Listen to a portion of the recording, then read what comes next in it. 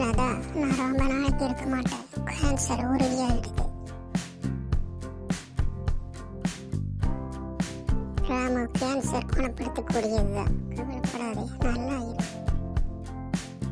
இல்லை லதா, ரொம்ப கடைசி ஸ்டேஜ். டாக்டர்ஸ் ரொம்ப முடியாதுன்னு சொல்லிட்டாங்க.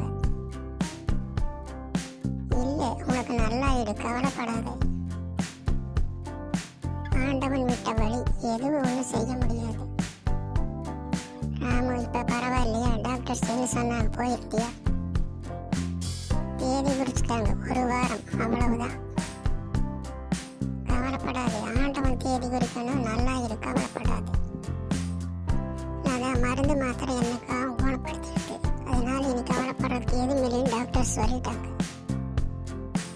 ரொம்ப சந்தோஷம். கேன்சர் குணப்படுத்தக்கூடியது, சந்தோஷமா இருக்கு.